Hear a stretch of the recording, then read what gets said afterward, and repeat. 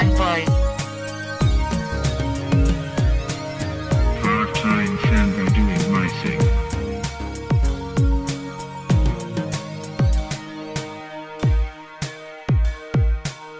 Oh yeah, doing part-time. Oh yeah, doing part-time. Oh yeah, doing part-time. Oh yeah, doing part-time. Part-timefanboy.com. Hello? Hello? Hello? Yay! We're all Hello. here. Hello. Hello. Yay! We're harmonizing. That's awesome. Yay! We're here. It's Part-Time Fanboy. Oh my goodness. All right. So this week we have a special guest. Correct? That's right. Why don't you introduce the special guest because she's very special to you. We actually have a Goyle in the clubhouse. This is my first time meeting her as well. She's my wife. So we're doing this episode is a sort of a film review, a film club sort of review, and so Nahleen went to college for film and television, and Yes. so we actually happened to watch the movie together because we live in close proximity to each other. Yeah, I should hope so. And I so, had no idea. Yeah, so Yeah. I thought it would be a good idea to bring her in and get her perspective as well. Corey was hiding under the desk all those years, and he just popped his head out. That's Cool. So it's Nahleen Blake, and she is our special guest today because we wanted a female perspective on what we're going to talk about, I guess, sort of. So I've also got Paul Edwards on the line. Say hi, Paul. Hi, Paul. Oh, isn't that lovely? And so why don't we talk about joke never gets old. Never. That's hot. That's the good stuff. So, Corey, why don't you talk a little bit about how we talked about it on a previous episode, but what is the list that we're working off of? So this is like sort of our Part-Time Fanboy like film club, and we're going to do this every once in a while, and we're going to take an old movie from which list, Corey? Well, I'm kind of cobbling from a few. Oh, okay. The sort of, I guess what I'm, the first one I'm looking at is the, on IMDb, the Internet Movie Database, for those of you without internet. Yeah. I don't know how you're even listening to this if you don't have an internet, but Magic. IMDb has a list. If you look at, their users can vote and rate on movies, give them 5 stars or whatever. And so they have collected all that data and put it into this list of what they, based on their users, deem to be the greatest movies of all time. And so Is that the top 250? yes, that's right. That's right.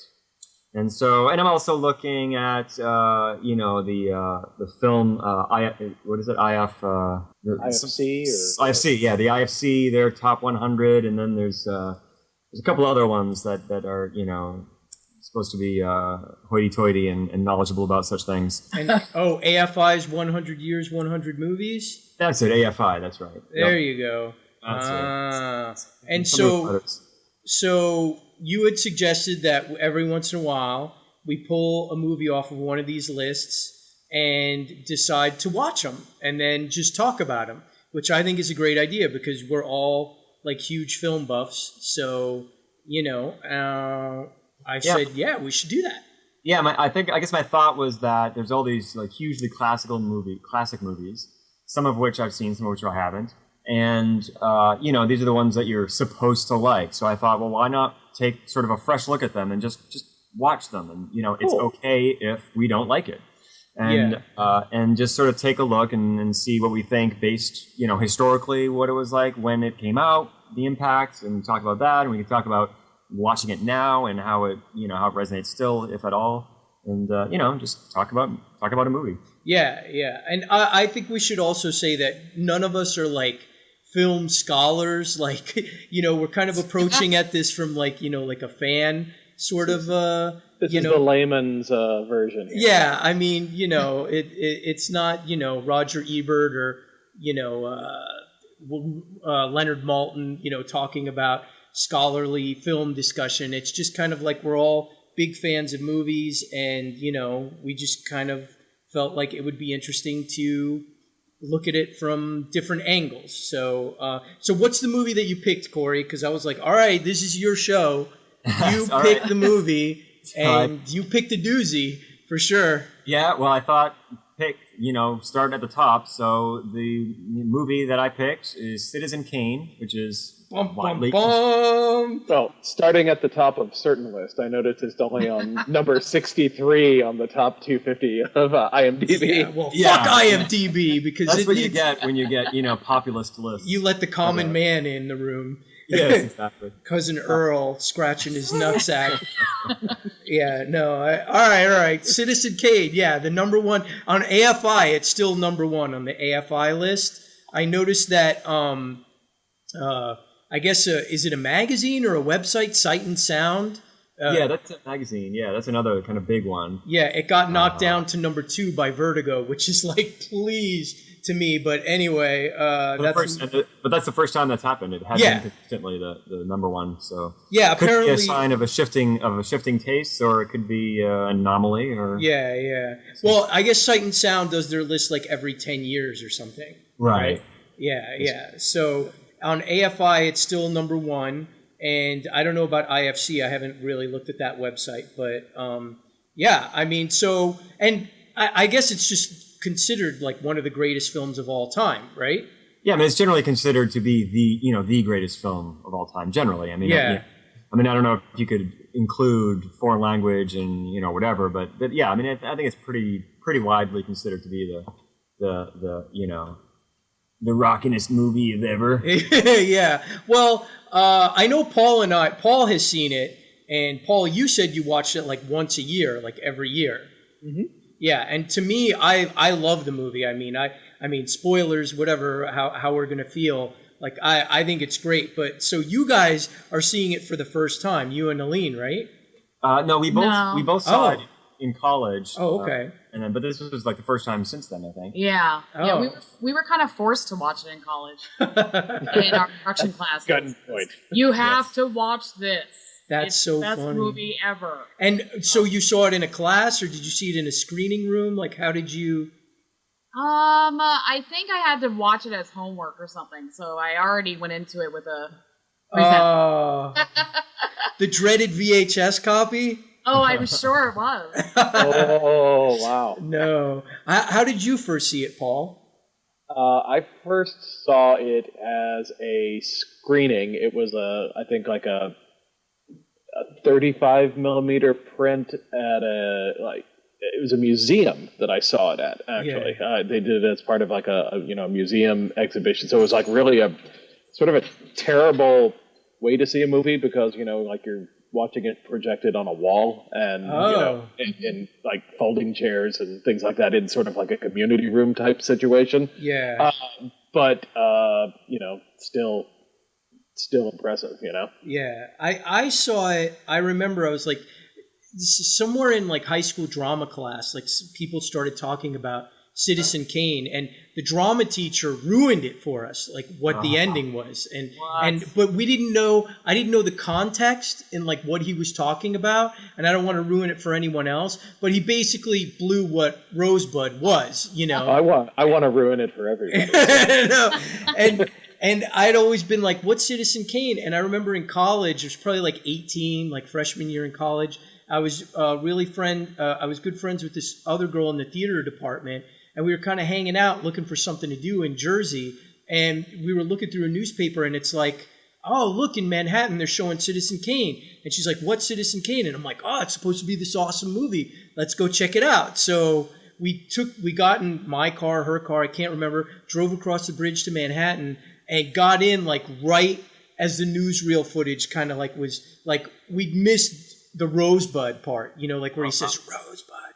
And we got in like right at the right when the newsreel footage kicked in, and it was like news on the march, And I just remember it being a beautiful print, and it was like one of those kind of like classic Manhattan like little movie theaters, you know what I mean? Like that they were when they were still decorated nicely and had kind of like the Rialto used to be in Pasadena. And I just remember being blown away by it, like just being like not really ever seen anything like that before on the big screen.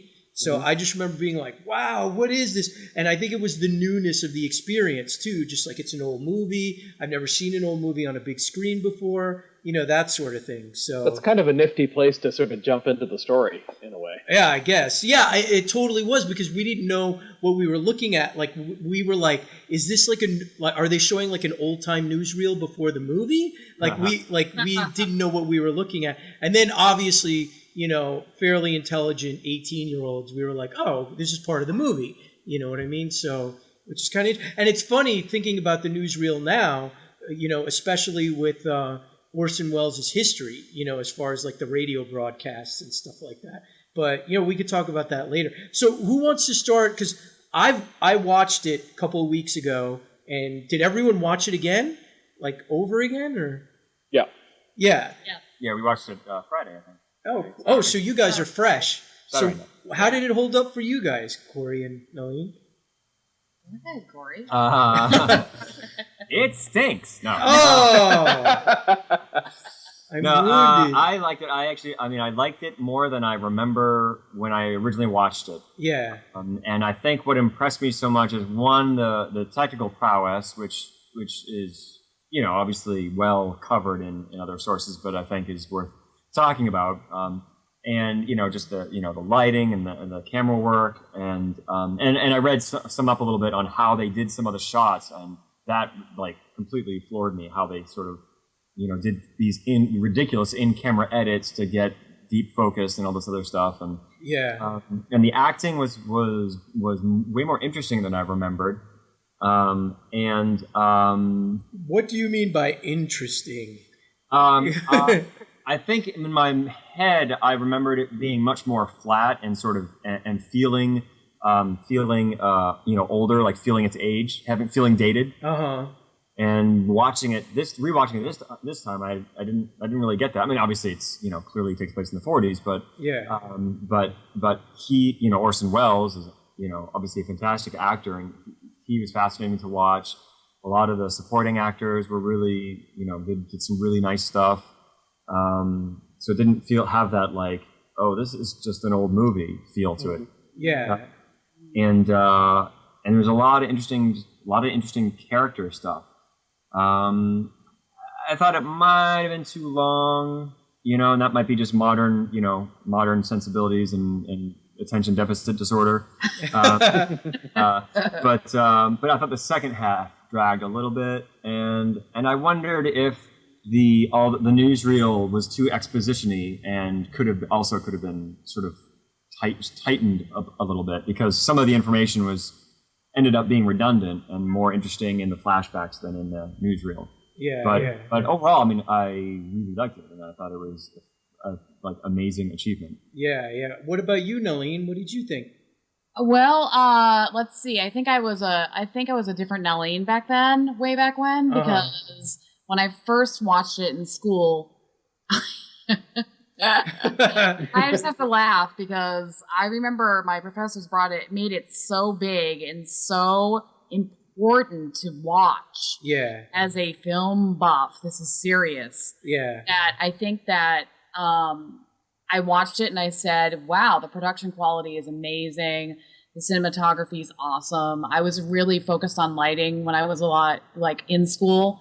And I thought, wow, the lighting's amazing. Yeah. But what is with the acting? I think I was just too cool for the 40s, to be honest. And I think I may have been like, this is boring. Oh, no. As a kid. Yeah. But now I was very taken with it. The acting, oh my gosh, there was actually a story. The cinematography was still amazing and held up. The lighting held up, and it didn't feel like an old movie, like Corey said. I was actually interested in it. Although I think the first half was a lot better than the second half, and I forgot what Rosebud was. I won't give it away. Yeah. But so that got me too a little bit. And there were a couple of times I could have picked on the editing or the shots too. I'm still doing that as a producer, but it was pretty brilliant for its time. Yeah. Pretty brilliant. It's interesting. Before we go to Paul, we should just probably say what it's about, because nobody, I mean, anybody who's listening to this who hasn't seen Citizen Kane, without spoiling it. Well, Paul, why don't you go into what it's about? Like, since you're up next, like, why don't you say, like, just generally what the film's about? Okay, yeah. Well, it's sort of a good movie in a way for any time, I think, not just for its day, but I mean, it's still, if somebody made this movie today, it would be a hell of a movie. Yeah. It's essentially a retelling slash, tabloid-esque kind of telling of, what's his name? The guy who built... William Randolph William Hearst. Randolph Hearst, Yeah. Who built the newspaper empire. Rosebud itself, it's sort of like the big film mystery, but it's really sort of a great MacGuffin.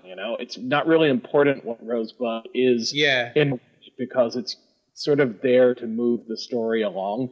Well, that's how the movie starts, right? Is basically Kane. He's on his deathbed, and his last words are Rosebud. And basically, that's sort of like what sets up the movie, is like, what does Rosebud mean to this man? It's a reporter who's doing an interview of his life, trying to figure out what this puzzle of Rosebud is. Although that sets up one of the great movie gaffes of all time, because when he says Rosebud, there's no one in the room to hear him say it. That's true. That's true. He dies before anyone before anyone comes over to him. So this it's kind of funny. I mean, immediately, right off the bat, to a modern audience, that would have just been like, what are you doing here? And it's kind of funny, because I shudder to think sort of what a new Citizen Kane sort of would become. Oh God! Of like, now that we have sort of rule books for writing and cinematography and all of these things now. I mean, because they were kind of making it up as they went along. Yeah. Well, I mean, and the story is like a reporter trying to figure out why this giant, newspaper tycoon, basically, I think they might even say he's a billionaire, right? Or whatever, multimillionaire in that time. Why are these words important? And he's interviewing different people that that had a part in Kane's life to figure out what this means. What does this mean? So, I mean, when you watched it this time, how did it hit you, Paul? Because, I mean, you're watching it once a year for God knows how long. I don't know, the last 20 years? Yeah, something like that. Yeah. It's the thing that always hits me are like the relationships that like he just blew, he's a man who just accumulated a lot of stuff. Yeah. And people, like literally, like that's sort of what the movie is. It's sort of an unpacking of a man's life, or a packing up rather of a man's life, know? And what just becomes, it's just horrible, especially the Joseph Cotton relationship, really his best friend, how little they ended up knowing each other, and how much hurt there is at the end of their lives between the two of them. It just always kind of gets me, the fact that like you can, like, to be sort of biblical about it, that you can gain the whole world and lose your soul. Yeah.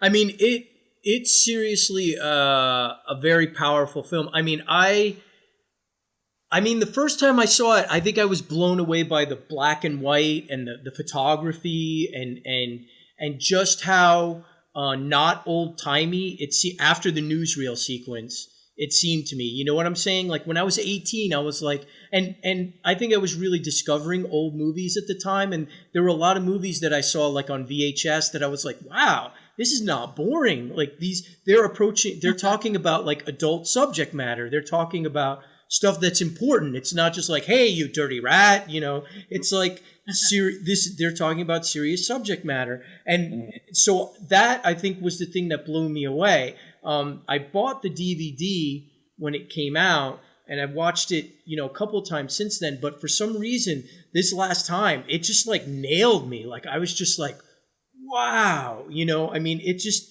like I said to you guys in email, like, I mean, I think this really replaced like Superman the movie as like my favorite film of all time for some reason. this Wow.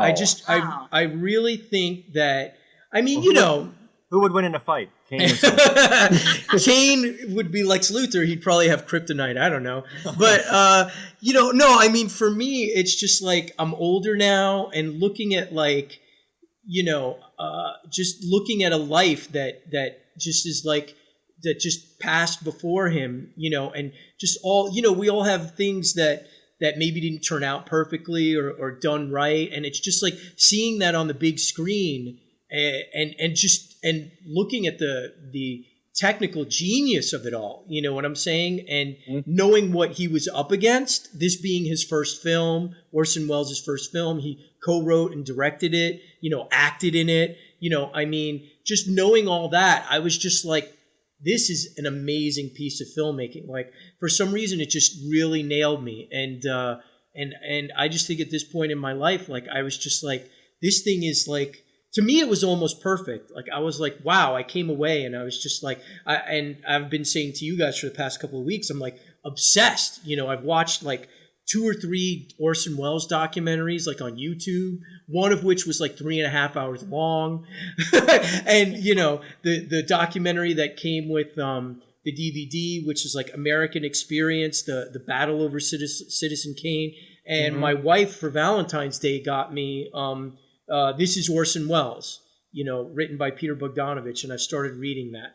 And I'm just like, it's almost like I saw it again for the first time. And I don't know why. Like, I can't explain it. Like, I mean, I'm not like a bitter old man like Citizen Kane. I love my life. I have a great family and, you know, I've got friends and, you know, and I haven't screwed anybody over too badly, I don't think. So, you know, but for me, there was something about like, just, I don't know, maybe because I'm 42, approaching 42, it just seemed like, wow, like this guy. And that's the thing. He started off like kind of having good intentions in a way. You know what I mean? Oh, yeah.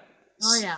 So there was a lot of that just like kind of, I just thought the story was fantastic. And I definitely saw the opening of the newsreel maybe being a little too bombastic and a little too like long, where I was like, wow, this guy has balls of steel to open up a movie like this, because you have the death scene and it's very moody, and then all of a sudden it's like, news on the march, Citizen Kane died at his, and you're just like, what the hell just happened? Like, just like really dramatic shift of tone. I mean, but I gotta say, like, I don't know, I was impressed. I was very impressed this time. Something about it like really struck me. Well, you're right that it's an amazing debut. I mean, I was reading up somewhat, and he didn't really like know what he was doing. I mean, he did research, but he had never directed before. Yeah, and so he didn't. I mean, you know, and it kind of breaks a lot of the rules that had been established up to that point with all these, you know, like 90% of the movie is flashback, and it's certainly unheard of now, and it was then too, and in fact had never been really done. I think if I was reading something right, I think he basically like introduced flashbacks as sort of a narrative device in movies. Yeah. As well as like using, you know, sort of faulty narrators as a view in movies. Yeah. Yeah. And you know, and again, it's an amazing team of people. Yeah. Not just him, but I mean, Greg Toland is like the man. I mean, he's the cinematographer on the movie. And the guy pretty much, the reason why people make you watch this movie in film school is because he pretty much invents the language of cinema in this movie. Yeah. You know, he had specialized lenses that would, you know, create, you know, that sort of that deep focus where everything, you know, you could see everything in the shot, foreground and background. His composition is just amazing. Yeah. Some of the placement of the camera, you know, like there's a story of you know, cutting out a hole in the floor to lower the camera down so that, you know, he could shoot up. You know, lighting from the floor instead of from above, so that you had softer lighting on the actors' faces and things. It's a fabulous looking movie. You're not kidding. Yeah. My big focus was always on the lighting. amazing depth. Yeah. Amazing depth. Yeah. Had any movie had like primary characters where their faces were completely obscured in shadow for like entire scenes? Oh, I don't know. Yeah, you did it. You did going back to some of the silent stuff. Yeah. You know, if you look at some of Murnau's stuff, then yeah, you do find that. But you just sort of didn't see. I think it had sort of fallen out of fashion in a way by this time in the movies. You know. I mean, in that scene right after the newsreel where all the news guys are in that room and they're you can't see anybody's face. Yeah, you can't see anybody's face. It's like, it's really creepy. Like it's almost like, it's funny thinking about it now. To me, it's almost like a horror movie, like the way a lot of it is lit. And it's funny because who's the editor? What's his face? The guy that directed Sound of Music and The Haunting. Robert Wise. Robert Wise, yeah. It's really funny because, like, when I was watching this movie, I mean, and Paul knows, and I don't know if Corey knows, like, The Haunting is one of my favorite horror movies of all time. And watching this, I was like, dude, Robert Wise learned a lot from editing this movie, from working with Orson Welles, because you're talking about a horror movie where it's all atmosphere, it's all darks and lights, and it's all sound. And it's like, this movie is all about that. It's all about like creepy atmosphere. It's all about the darks and the lights. It's all about like noirish. And like, it's just like, it's almost like a haunted house story where it's like just Kane's life is like just hanging over the whole movie like a weight. I was astounded with that. Well, you know, my little pet theory though is that pretty much any movie is a horror movie if you want to look at it that way. Well, that's true. Yeah, and you could be edited. For me, Amadeus is one of like the greatest horror movies ever made. So you know. Yeah, well, that's a man trapped in his own hell. That's for sure. Yeah. I mean, and Paul, have you guys ever heard the story about how Toland got hired onto the movie? No. Tell me about it. No, well, basically. Toland was one day like, okay, so this was like the second or third movie that Kane was not the first idea that they came up with. Like they were having a hard time coming up with the first project because basically Orson Welles, you know, he was on Broadway. He had done, I believe, Hamlet in Harlem with all African American actors. And that was a huge sensation. And then he did Julius Caesar and kind of set it like in a fascist, like almost Nazi environment. And that was like a huge sensation. And while he was working in theater, he was performing on the radio so that he could pay the bills for his theatrical company, like the Mercury Theater Company. So they do War of the Worlds, and that ends up being like a huge sensation. And so then RKO basically is like, Orson Welles, you've got like a blank check. We're going to give you a contract for, I think it was either 2 or 3 like movies, and you've got free reign. You can do whatever you want. You can do whatever you want. And nobody in Hollywood got that deal. Like he was such a huge sensation, like right out of the box. So basically, I guess the way that it went, the story goes, is that they were in the office one day and somebody comes to their door. And Orson Welles, they're like, oh, Orson, somebody's here to see you. And Orson Welles goes up front and he's like, oh, hi, who are you? And the guy's like, well, I want you to hire me to shoot your movie. And he's like, Orson Welles is like, okay, this guy I don't know who this guy is. And basically says, well, why should I hire you to shoot my movie? And he's like, let me tell you, Mr. Welles, they're taking a big chance with you. And everyone in this town is saying that you're going to flop. Everyone says that you're going to crash. And he's like, and I can tell that you're the type of guy that's willing to take chances. And I'm tired of like showing up on the set. And it's like, here's, you know, close up. Here is basic setup. Here is medium shot. You know, he's like, I think that working with you, like we can really work together and make something special. And so Orson Welles was like, fuck yeah, you know, and, you know, the rest is history. That's a direct quote, by the way. Yeah, exactly. Yeah. No, but I mean, to me, that was like an amazing story. Yeah. And you know, I was just blown away by that someone would be like, come in and take a chance. And then Orson Welles. And then now you've got probably one of the best best looking black and white movies ever made. And what's funny too is Toland came onto Citizen Kane off of shooting The Outlaw, which was directed by Howard Hughes, starring Jane Russell, sort of the famous, girly pose thing. So that was from all accounts a pretty contentious set and everything. So it's really cool to know that he got the chance to step up and really do something, amazing after doing something that just to pay the bills. Yeah. And there's that famous quote that I think Orson Welles, it's been misattributed to or it's been turned around because Orson Welles, I guess, said everything that I learned about directing, I learned in 3 hours. And basically Welles, what he meant to say was everything I learned about directing, Greg Toland Toland taught me in 3 hours. Because basically, I guess part of the way that Welles learned to direct was he watched Stagecoach in a screening room over and over and over again, and basically showed up on the set with that knowledge. And Toland was like, no, you don't understand, the director of Stagecoach was doing things differently, you've learned it completely wrong. And that's John Ford, right? I guess. Yeah. That's and right. He's because John Ford knew what he was doing, he could mess around with the way things were. So basically Toland had to take Orson Welles aside, and they went into an editing room and a screening room, and they basically rehashed everything. And now you've got a masterpiece, so I mean, I just think it's almost, not only is the film itself mythical, but so many stories that came out of it or about the way it was made are mythical. I don't know. To me, it's just really impressive. I'm blown away.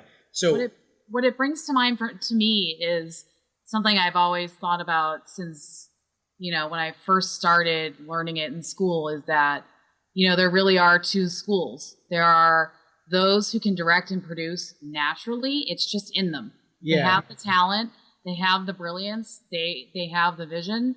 And then there's the other school, which I'm part of, and I know a lot of people are. It's a very learned thing. Yeah. And you can tell when you see Hollywood and all that stuff. And Orson Welles clearly just knew, he just had it. Yeah. He had it. Yeah. He had brilliance.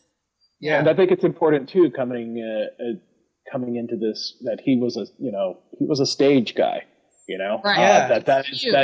That really shows, I think, particularly a lot in the lighting, it's very dramatic in the way that stage lighting is dramatic.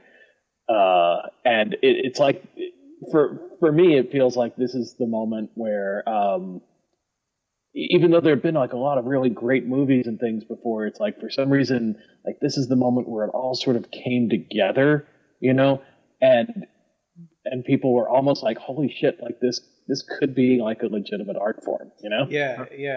Absolutely. And he not only came from theater, but he came from radio, and the way that he uses audio in this movie is really impressive. Oh my gosh. Yeah. The way, certainly a lot of the techniques of dialogue starting before the cut to the scene where the dialogue is taking place, I think it was new, which may be credited more to the editor than to Welles, but a lot of just the sonically, what you're hearing, and the music and the atmosphere noise I don't think had ever had so much attention put to it, but because he came from radio, that he was used to that. Yeah.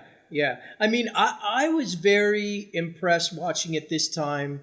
Like you guys said before, the acting. I thought, I didn't really see many people slipping into what you'll see sometimes in some old movies where it's 50s acting. You know what I mean? I mean, I thought Orson Welles was he was on an even keel. He was, even when he lost his temper a couple of times, or he was very still in moments, especially as older, you would see him getting angry, and it's just dude, that guy's pissed off, and he's not yelling or anything, or he's not, and it all boils up to that one sort of scene at the end where he just explodes and tears apart or maybe it's like middle of the movie. That's how great the editing is, because it almost seems like that should be at the end of the movie, but then it's like in the middle where he just like has a huge tantrum in the middle of his ex-wife's room. And what I like about that scene too is that, you know, usually when you see that scene like that, you know, that scene has since been seen a lot where somebody just flips out and they start throwing stuff around, turning Don't the table. we all want to do that? Don't we all want to? Oh, I've done it. Trust me, I have done it.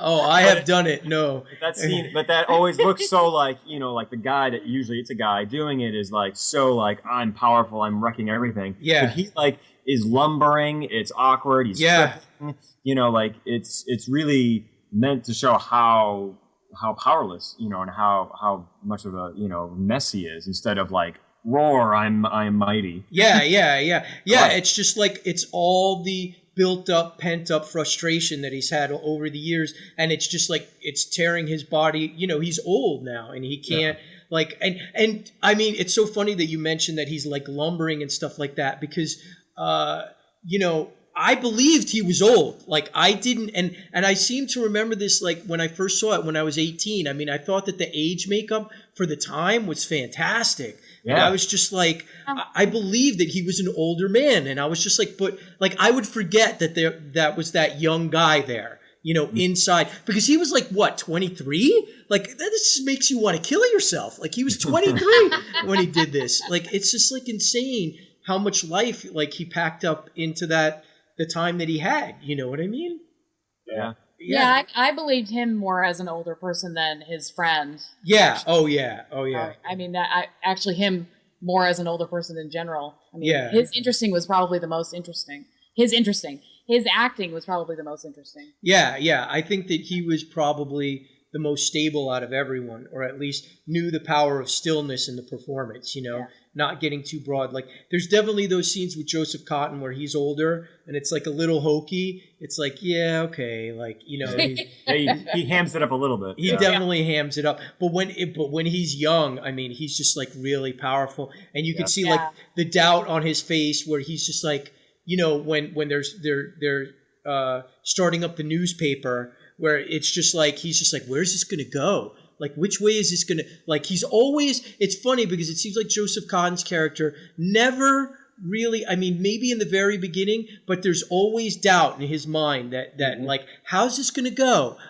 Which way is Kane going to go? And then, like you said, Paul, there's that heartache of like, oh man, you know, like with the opera stuff and like, I mean, talk about an amazing scene where like he can't finish the review and he's like, just, you know, he's passed out and drunk because he doesn't want to write a bad review about his wife's, you know, opera performance, and he passes out, and then Kane, you know, finishes like the scathing review, and you're just like, oh my God. And then he comes out of the room like after he wakes up, and their friend tells him, oh no, he finished the review just the way you wanted it. And the look on his face is just like, what?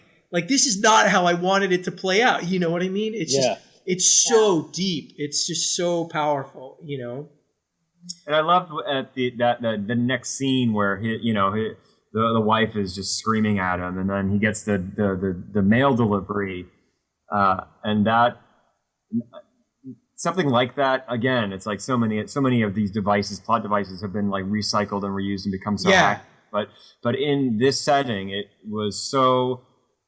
I kind of knew it was going to happen at some point, but when it happened, then it surprised me. And when he got the letter or the old promises that he made in the paper, that was like quite a gut. You know, I think that might have been one of the most emotionally potent scenes for me. Yeah. I think, well, it's full of them. That's the thing, is like the scene in the very beginning when, you know, for those who have not seen the movie, I mean, basically he inherits a fortune because his parents had a lodging house, right? And like an old lodger who stayed with them that they barely knew decided that he was going to leave a mine to them or something like that, right? Am I correct? And then the scene where like his father is like, I don't think this is right. We can't send my son away. Because I think it's like, what is it, a stipulation of the will that he has to go get an education or something? Get educated in a boarding school. Yeah, and the father's like, I mean, that to me, even from the beginning, I was like, dude, this is like messed up, you know? And where they have to tell him that he's going away. Like, that was kind of heartbreaking, even from the beginning, It's awful. It's full of stuff like that, you know what I mean? And it's just like, it's just so, like, it doesn't let up. That's the thing that for me, I mean, even towards the end. And then when you get to the final scenes where they're like burning everything and they're putting everything away, it's just like Paul said, it's like you're accumulating all this shit, but what's it for? In the end, it doesn't mean anything because it's just getting burned and auctioned away. You know what I mean? It's a freaking deep movie. Have you guys been to Hearst Castle? Yes. Yes. Yes. And it's place. impossible. It's impossible to go there for me without thinking of this movie. Yeah. And that's the amazing thing is that this movie, I mean, it was just surrounded by so much controversy, right? Because, William Randolph Hearst was like, and rightfully so, I think to a certain extent, was kind of pissed. He was like, you made this movie and you made me seem like an asshole. And especially the screenwriter, Mankiewicz was a former Hearst employee. Yeah, well, that's the thing. In one of the documentaries, right, they wrote the screenplay, Mankiewicz and Orson Welles, and they were going to start rolling on the movie. And Mankiewicz I believe it's his son in the documentary that I saw. His son is like, yeah, well, my dad had a little bit of a self-destructive streak. And they're like, well, what do you mean? And he's like, well, one day he was out drinking and, everyone was supposed to be hush hush. And he was out drinking with like the nephew of, I think it was the nephew of Marion Davies, who was William Randolph Hearst's mistress, right? And he was out drinking and he basically told him, nobody knew anything about it, and basically told the nephew of Marion Davies about the movie that they were going to shoot, which was about her and William Randolph Hearst. And not only does he do that, but later on he gives him the script to read. Wow. Yeah, and so basically that's what sets off the whole firestorm, because before that, nobody knew that this movie was even like what the subject matter was. So like Mankiewicz almost like torpedoed the project from the beginning, because as soon as that happened, the screenplay got into the hands of what's her name? She was one of the gossip columnists for Hearst's newspapers. Oh, okay. Yeah. It's like Dee Dee something. I can't remember. But, yeah. And I can't remember what her name was. But once she got a hold of it, like the press war just started. And it was just like, what does he think he's doing? This movie's going to be garbage, blah, blah, blah. And apparently once she actually got to screen the film, all bets were off. Yeah. Yeah. Unfortunately, like it really did impact the release of the movie.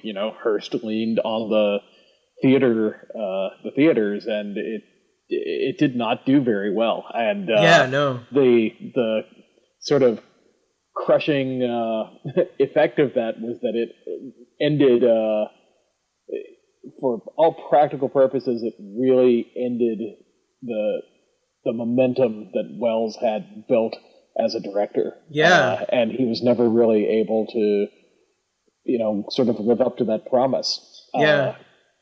God knows what Magnificent Ambersons, the second movie after that, what it would have been without, any sort of studio interference. Yeah. I mean, that thing is like a travesty. I'd never seen the Magnificent Ambersons, and I had it on my DVR for like a couple of months because Turner Classic Movies showed it. And like the very night after I watched Citizen Kane, I was like, I am watching the Magnificent Ambersons. And just to know, I mean, how much they hacked that movie up, I'm just like, wow, it's just like, I mean, as far as I'm concerned, like, obviously, there's stories about Welles being temperamental and, not working well with others and stuff like that. But you can't deny the guy's genius. I mean, the guy was a genius as far as I'm concerned.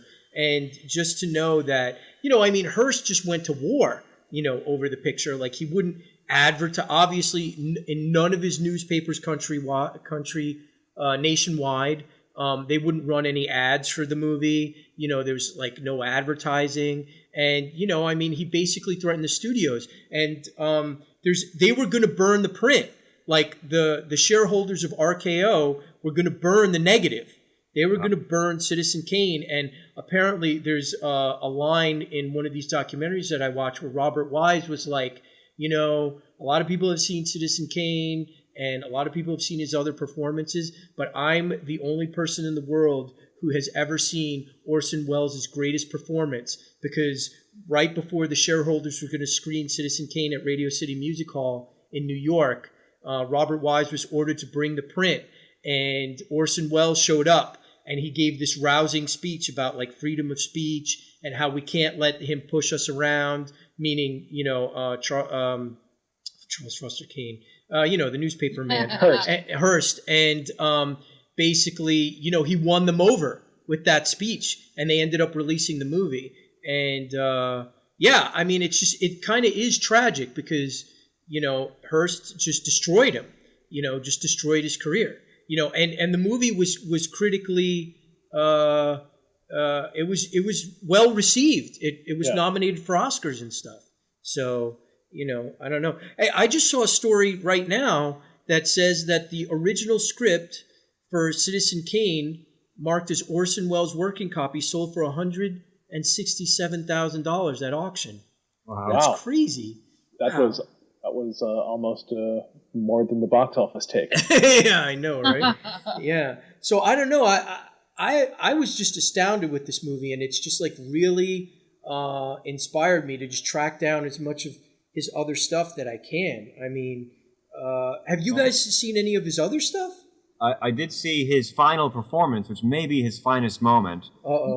He was a voice on the Transformers animated movie. Oh yeah, that's right. He was the planet, right? He was Unicron. He was Unicron. He was about Unicron sized there. I think he died either during the making of it, or I think this might be apocryphal. This might not be true, but I think some of his final lines in the movie were recorded by somebody else because he died during the making of it. Oh, really? Yeah, and he did that Nostradamus documentary. Did you guys ever see that? They used to show it on HBO all the time. Did you ever see F for Fake? I want to see that. Now that's a weird movie, man. It's supposed to be great. It is a fantastic movie, and it's one of his later ones, actually. It's a documentary, right? Sort of. It's like not really a documentary in a way. It's like it starts out as a documentary and then it becomes something more. It's almost like a prank in a way. By the end of it, by the end of watching it, like you literally just don't know what's real and what's fake anymore. It's sort of he experiments with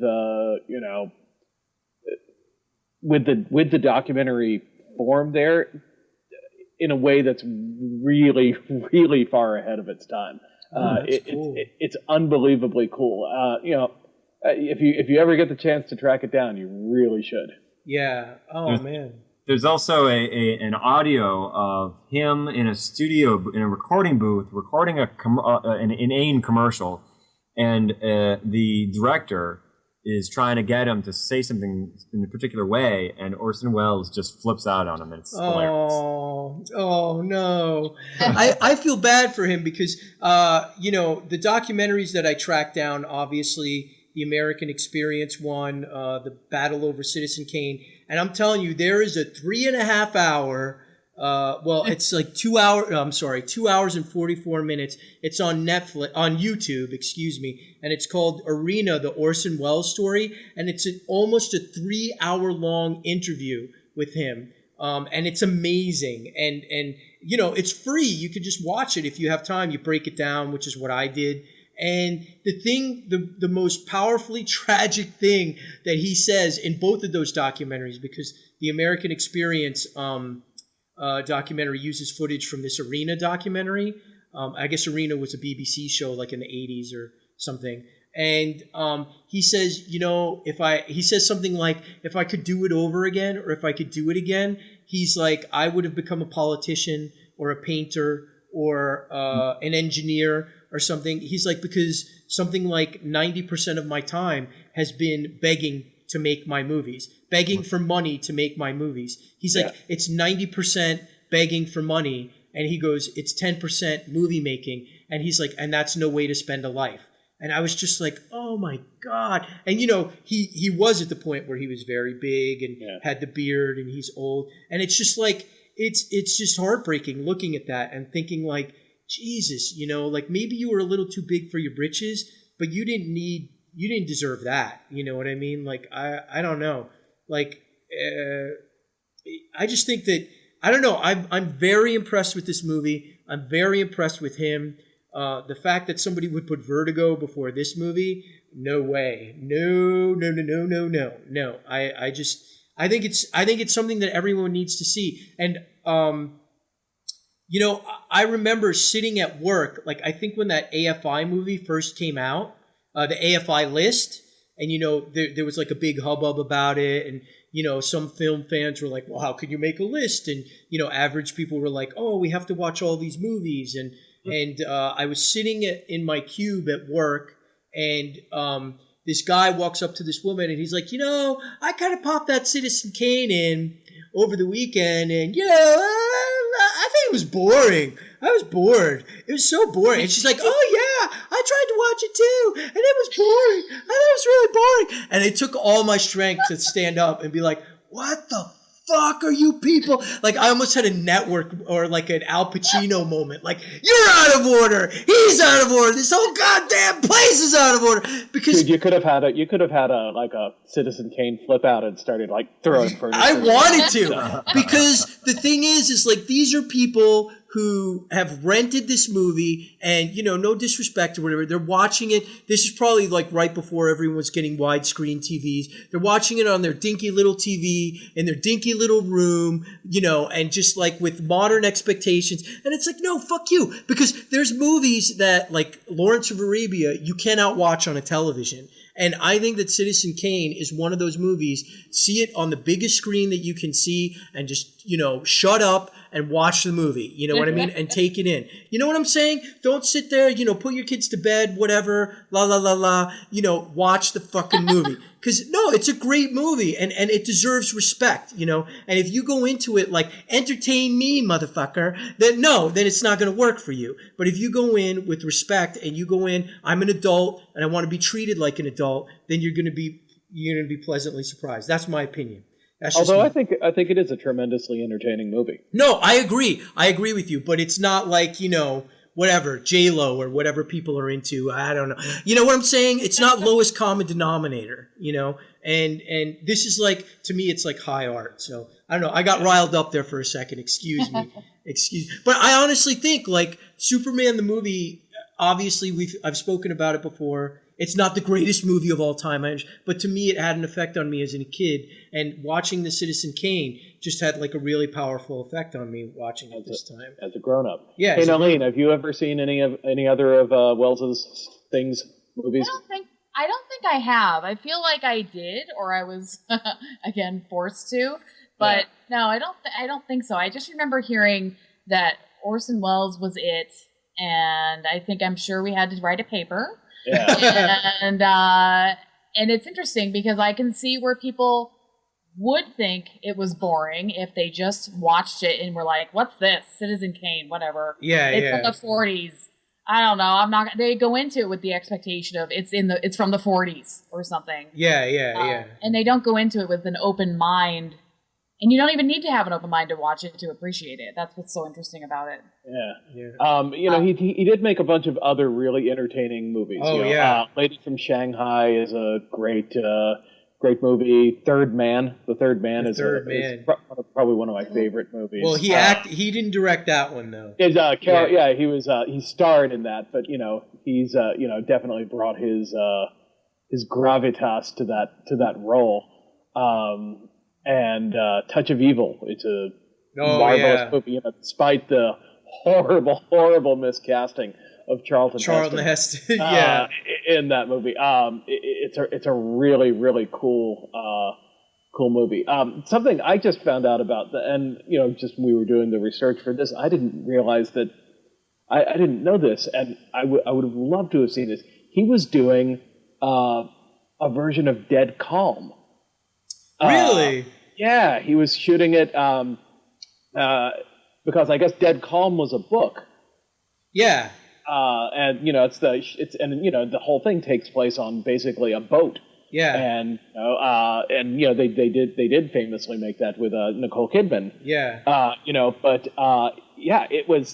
It was basically completed. All but one scene from that movie was completed. Oh yeah. And then the star died. Lawrence Harvey died. Oh. And so the movie was never finished. I guess the Munich Film Museum has a copy of this movie with just with title cards that sort of describe the scene that's missing. Wow. But how cool would that have been? Because Dead Calm is a great story. You know? He's got a couple of movies that he didn't finish or that he never edited and won't let people see. One of them is with Peter Bogdanovich, like acting in it. You know what I mean? Like there's projects that he started and didn't finish. Yeah. It's crazy. Oh, I'm sorry, I interrupted you. What were you going to say? No, that's true. I mean, I just think about wow, that's a movie that could have been something really, really interesting. And that's the other thing about the Wells and and Kane and all of this is just the unfinished things in their lives. Yeah. Citizen Kane is definitely a movie that has mortality on its mind. Yeah. And you just can't help but talk about that. Whenever the movie comes up. Yeah, yeah. Hey, Paul, have any of you seen The Stranger? Because that's the one movie that he directed that he didn't pull his name off of, but he was he disowned it, I think. Yeah. That's Edward G. Robinson. Yeah. Yeah. It's I guess there was some grief between him and the producer over it. But it was good for him because it actually made money. Yeah. It's not a bad movie. I enjoy it. I've only seen a pretty bad print of it. I've only seen it on VHS. I haven't watched it. In the digital age. It's on Amazon. Maybe I'll check that out. Yeah, you can see the digital version on Amazon. I'm planning on watching it at some point. But yeah, this was another movie, The Stranger, where it seems like the studio would just come in and just chop it up, right? Same thing with Magnificent Ambersons. It's after Kane and the power that he got from Kane, and after that kind of tanked and he caused the studio such a pain in the ass with everything on Citizen Kane. It's he never got final cut again. He never got to cut his own movies, which is just honestly, why are you hiring this guy to direct the movie if you're not going to let him at least have a say in how it's going to end or whatever, Because Ambersons, you can tell, it's whoa, the ending is just it's a fantastic movie, but the ending is just this was one of the worst endings I've ever seen in a movie, Yeah, so I don't know. I gotta say, I recommend it. I mean, really? Yeah. No, I mean, if you're a grown up and you like grown up material and you have patience and you could turn out the lights and watch a movie, or go see it at a screening, I think, hey man, there's, I think it's one of the best films ever made. So I don't know. You guys have any other thoughts on Citizen Kane? I think you saying to go see a screening is a really good idea because when was that, Corey? A couple of years ago, we went to see Casablanca or whatever. Oh yeah. At a screening or whatever at AMC or something. And honestly, yet again another movie. I was a kid when I was very young. I was oh, Mom and Dad, don't make me watch this. Who cares about a love story? Blah blah blah. But honestly, wow, brilliant. Yeah. Another, so I think the idea of going and being with an audience who gets it would be a really good idea. Yeah, yeah. Your idea to say have patience. Yeah, I mean, I don't think patience is needed. I think a lot of people would like it. Yeah, no, and I guess when I say have patience, it's not like Transformers or, shit's not going to blow up. You know what I'm saying? It's like, it seems like today, it's like if it's not rat-a-tat-tat and boom, beep, ba, ba, ba, ba, people true. are Yeah. Crazy shaky camera moves. Yeah, exactly. Yeah, it's really funny is, I've been watching True Detective and I haven't seen the last episode yet. I'm planning on watching it tonight. Yeah. But I mean, that's like the criticism I've had from people is they're like, well, it's just so slow. Oh, I love it. And that's just like, well, it's breathing, Yeah. It's room for things to breathe. And I think that we are sort of accustomed, people have just gotten accustomed to the rapid pace of things, and it is hard to see things. But I feel like that one of the benefits of seeing it in a screening and with a room full of people is that it does sort of take on its own life, and those moments don't feel like boredom. It feels different when you've got an audience. Yeah. And so. Yeah, he like I said, he definitely married the best of film and stage, and I don't think that we'll ever see anybody like that again. Yeah, absolutely. And I'm just fascinated by him now. I'm just like there's like no going back for me. Like I'm reading the book, I've got the T-shirt, bought the poster. I'm totally like in Orson Welles mania mode right now. It's fantastic. It's just so inspirational to me. I think even beyond the story, even beyond, the story beyond the movie is just like incredibly inspirational, where, this guy got his shot, he took it, and he went all the way with it. He didn't hold back, and, he kind of paid for it a bit for the rest of his life, but, at least he took that shot, you know what I mean? And I just find that whole thing very powerful. So, well, there you go. I mean, I guess that's pretty much our Citizen Kane episode. No last thoughts? Or we pretty much covered it? See it. See it. Go see it. 4 stars. All right. Well, this has been another wonderful episode of Part-Time Fanboy. Thank you for joining us, Nahleen Blake. Yay. You know what? I have to say, you are the first female to come on Part-Time Fanboy ever. Wow. Ever. How long have you been doing this? We've been doing this for like almost two years now. Cool. We almost had a female join us, but she flaked out on us and didn't take it seriously. So, you're welcome to come on anytime. Thank you so much. Female voice is appreciated. Fun. Thanks for showing up, man. It's nice to sort of meet you in person. Somewhat. Yes, kind of, We've sort been of. virtual friends for a while, but it's cool to hear your voice. Yay! Thank you. Yes, very cool to hear yours, although I usually hear it in the background anyway. But. All right. So that's Part-Time Fanboy. This is our Part-Time Fanboy Film Club episode number 1, Citizen Kane, the big mama of all movies. So I'm Christian Horn. That's Corey and Nahleen Blake. And that's Paul Edwards. And please join us next week, where we will hopefully have a new episode for you. If not, there'll be something on the site. I don't know, maybe. All right. Thank you. Bye.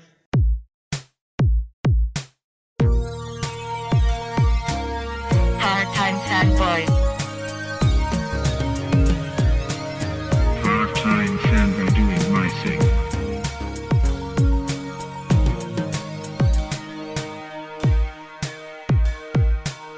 Oh yeah, doing part-time. Oh yeah, doing part-time. Oh yeah, doing part-time. Oh yeah, doing part-time. Part-Time Fanboy.